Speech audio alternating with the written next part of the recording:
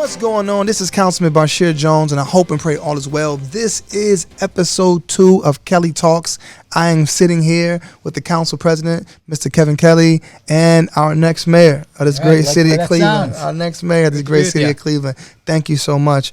You know, as I'm sure as you were traveling around, as I was traveling around, this topic of safety was probably the number one thing that everybody talked about. And one of the things that we share is that we're both fathers. I mean, just how do you feel as a dad, as a husband, in regards to the safety of our community? Sure. So first, thanks for having me again, and it's a pleasure to be here. Yes, safety is the number one issue in the city, and as a father, like you, I'm a father. I have my beautiful wife and 5 daughters. And 5 daughters? 5 daughters, oh, wow. yeah. Wow. Ooh, telling me. But I'll tell you, that is, you know, kind of your instinct as a parent is you need to protect your kids. You need to make sure that your kids are safe. That's what you do as a parent.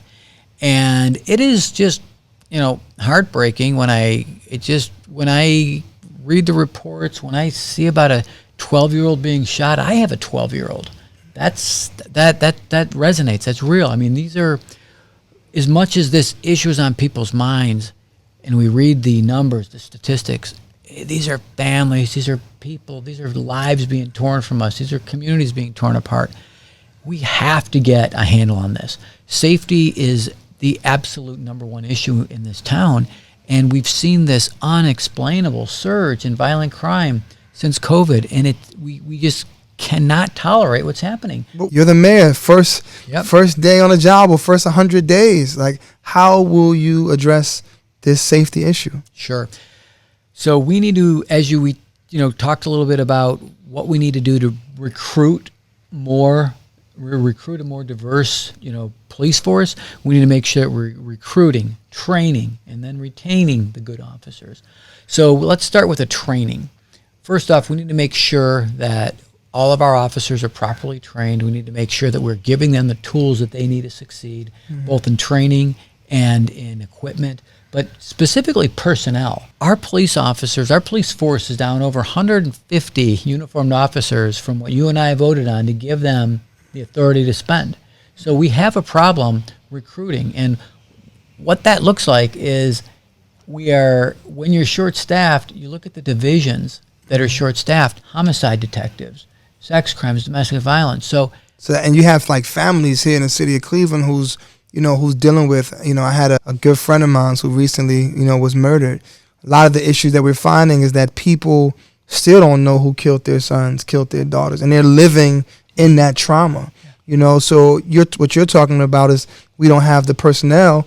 Maybe that plays a part. Absolutely. We've got to make sure we have the personnel so we can properly staff up, because what can possibly make the most tragic thing that can happen to a human being worse by losing a loved one to violence, not having your city feel like it's their top priority. Like, this is my case to solve. We're going to solve this. We're going to take care of it. So you've got that lack of, just that pain that gets made worse by the lack of follow through in solving crimes. But you also, we have a lot of people that if they got away with it, if they do it again, there are serial murders that are going around because we don't have the personnel to solve it.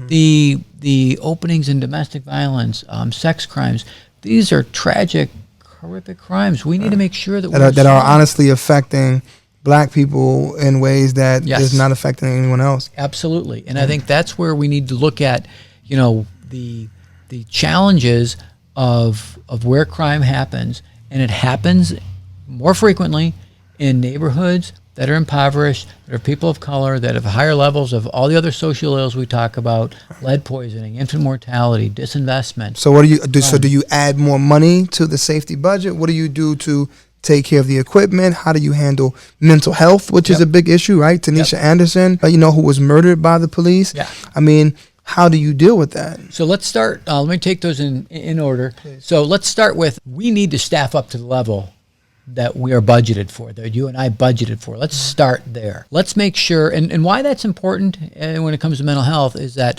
the men and women of the Division of Police, so if they're expected to do 20 to 30 calls for service per shift, and yet we expect them to be at the top of their game on their 30th call, when you're dealing with people in tragedy, and I remember when I was a social worker, that it's exhausting.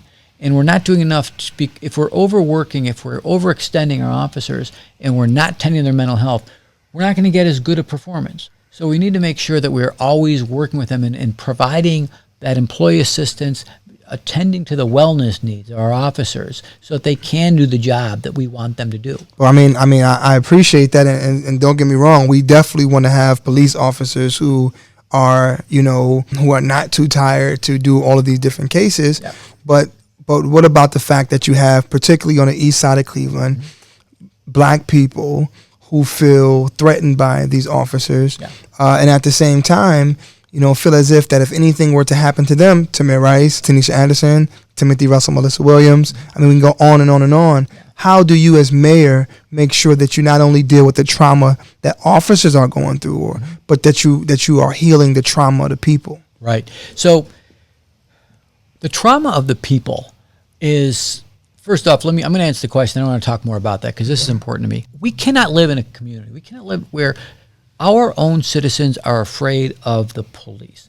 What that says, our own citizens are afraid of the government that governs the society. That cannot happen. Yeah. So we do that in one of two ways. First off, as we talked about, we have to recruit a more diverse police force. That's got to happen. There's no other way around that. Do you work with Black Shield, the Vanguard, to kind of assist you with that? Vanguards, like I say, we start locally to recruit locally. We start reaching out to the historically black colleges and universities to bring talent to Cleveland if we can't find it locally. That's or a good if people idea. have gone out, have gone back, and they're coming back to town, let's go find those people. Right. But we have to do that. But we also have to make sure that we are doing, making sure that people are trained in diversity issues. Every officer needs to be trained in diversity issues.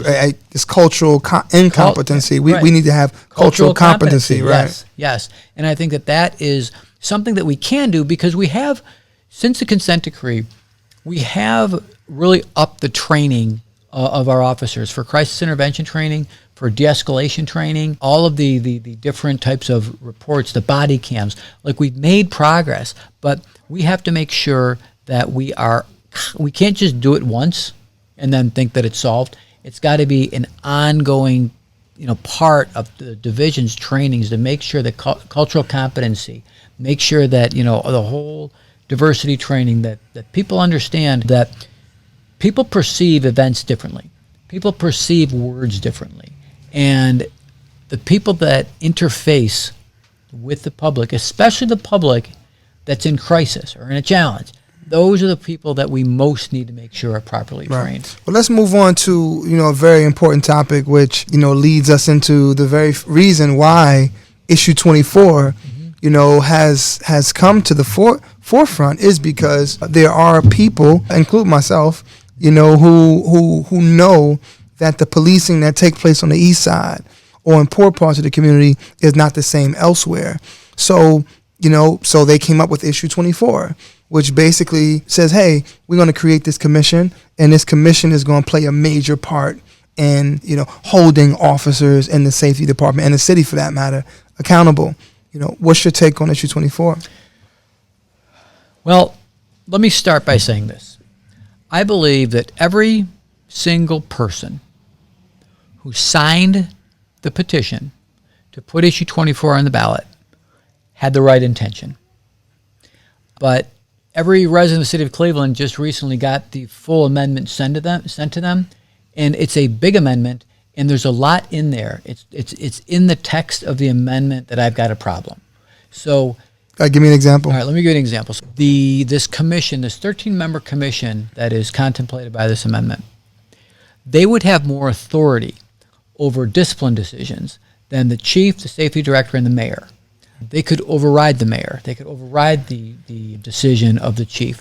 And I guess where that's of concern to me is that they're not trained in policing matters. And we know that when a use of force incident happens, it's tragic. Yeah. It's case by case, and it's fact specific. So there's an investigation process. Now, do we want to have an unelected board being lobbied by the public based on what they think they know to make the final decision? I think that that's dangerous. Also, what is of concern to me, in addition to the authority that this board would have, well, let me just say this, because of that authority, there are many officers that are already eligible for retirement, that are in the drop program, that have indicated they would retire because they would be so uncertain about what would happen if they were ever in one of those tragic situations. I mean, but Mr. President, you do agree that black people are under some serious stress and feel threatened in their own community by the very people that's supposed to serve them. That's a reality. Sure. So how do you, even if you say, okay, I'm not for issue 24, what is your plan as mayor to deal with this? Because whether issue 24 passes or not, right, there's still people, and I'm amongst those people who feel unprotected. What are your specific plans as mayor to deal with that? Right. Okay. So let me just again, I'm going to tell you specifics, but I want you to hear me something loud. Hear this loud and clear. Every person who signed that did so with the right intention and did so for the reasons that you just stated. Because there is this distrust, because there's this fear, because there's this concern. That's why they signed it. So I understand it. But the reason that I think it goes too far is the authority and the money, where they would have millions of dollars, and you and I know that if you spend $50,000 in the city of Cleveland, it's got to go through council. Right. This would not have any council authority or have to report to the mayor. It would just be their money to deal with. And I fear that would be corruption. Let me get to the specifics, though. To me, the specifics are this. We have the path towards accountability. We have the path towards reform in the consent decree. Now, if you look at what's happened since the initiation of the consent decree, if you look at the decrease in the use of force cases, if you look at the decrease in the number of complaints that are received about police officers, if you look at the fact that the Officer of Professional Standards has cleared the backlog of cases, are we done? No. But to me, we are on the path to reform, and we can step that up. We can pick up the pace. But those that say the consent decree is going to expire in 2 years, it's not true. It doesn't expire until we have achieved substantial compliance and the judge says that we've done. What do you say to a black mother who has fear that if her son leaves, he may not return? What do you say to a black mother who is dealing with this, who says, you know what, Kevin Kelley, I appreciate the work that you've done. It's great, but you don't understand what it feels like for you to send your son out and not knowing if he's going to return. What do you say to her so that she feels safe? Right. So I first off, I will never try to understand what a mother goes through, because that pain and that concern is just different, even for me as a father. I want to know that I hear her, and I want to know that her problem that she described, that you just described, is all of our problem, and there's other families that are having that exact same anxiety, and we as a community cannot move forward as long as people feel that way about their division of police. That cannot happen. We have to build the trust. Now, what I would also say to her is that while I feel your pain, while I understand a parent's love for their child, I can't say that I have the same lived experience. But as a parent, I do understand the love and how much that concern is. But that which is contemplated in issue 24 would not make that situation better. If we lost, how would you being mayor make it better? This is going to be a day one issue. This is going to be something where we are making sure that there's going to be general police orders that every division is going to be doing foot patrol. Every division is going to be doing bike patrol. Every division is going to have every neighborhood is going to have a mini station. We are going to build a trust. What's a mini station? What is that? So basically what it is these were in Cleveland up until the layoffs of 2004, so before I was even on council. But it was a place in the ward where it was staffed by an officers, where it was kind of a walk-in center, or they would walk around. It was an off-radio officer where they were there to deal with quality of life issues. And you need to deal with quality of life issues so they don't escalate into something bigger. But as importantly, it's important to have that on the ground, that boots. There's a different feel. And I've done foot patrol, I've done bike patrol. There's a different feel when you're walking down a street and you see a resident, maybe they're cutting their grass, sitting on their porch, and you stop to talk to them, than if a car rolls by.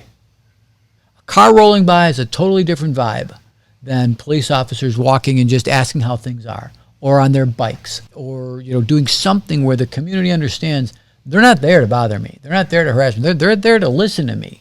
And we need to make sure that when people see the police, this should be something where if there's an issue, they should feel free to approach them. They should have that confidence that their division of police, their police department is a friend, is an asset, is a partner, is there to improve the quality of their life. It should break all of our hearts. It should be unacceptable when somebody feels otherwise. Right. President Kelley, you talked a lot about mini stations within the community. Talk some specifics about what you will do as mayor and how you as mayor will make this a safer city. Sure. So in addition to recruiting more diverse police force and more officers, and making sure that we have foot patrols, bike patrols, mini stations, we also need a robust community relations committee between the community and the command staff. What does that mean? That basically means every month in the 2nd District, members of the community that are part of this community relations committee, they meet directly with the commander, the lieutenants, the sergeants, just discuss what's going on in the neighborhood and share information.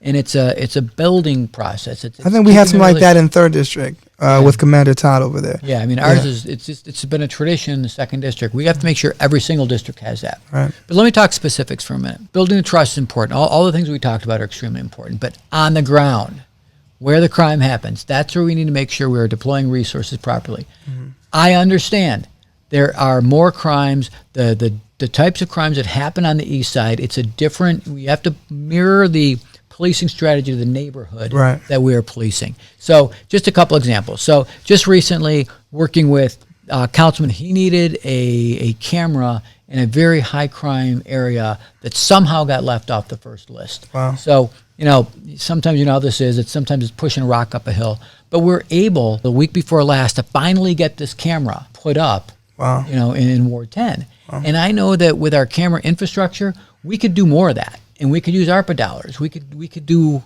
a lot more cameras, a lot more infrastructure than what we have. Talking to Councilman Jones, he needs more.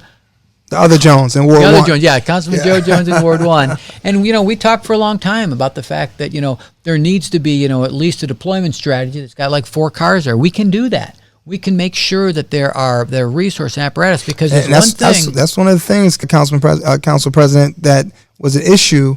That Ward 1 was stating that they didn't see enough police officers. Right. Can you commit to seeing more officers in Ward 1? Yes, and let me tell you that we need a few things out of police. Where there's a lot of high-level stuff, but on the ground, when we get to specifics, people need to see the police. The police need to come when people call them, and then they need to be professional when they get there. But that second one, making sure that when you pick up the phone, you should have confidence that a police officer is going to come to respond to the call that you do. And we've got to have more police officers in the neighborhoods for that to happen. So that's something I'm absolutely going to commit to. Sounds good. That was really good. Thank you so much for tuning in to episode 2 of Kelley Talks. This was a great conversation talking about safety. Safety has been and probably will be a number 1 priority in the city. I'm happy to hear you talk about mini stations. I'm really excited about that. Community relations and really speaking about making sure that there's more diversity in the police force. Those things really, really touch me, because that's what I've been fighting for. So, President Kelley, thank you so much. Hey, thank you. Appreciate you, appreciate everything. Thank you. Tune into our next episode. We're going to discuss economic development, all right? Making sure that everybody got a piece of the pie. This is going to be an exciting one, all right? Make sure you tune in.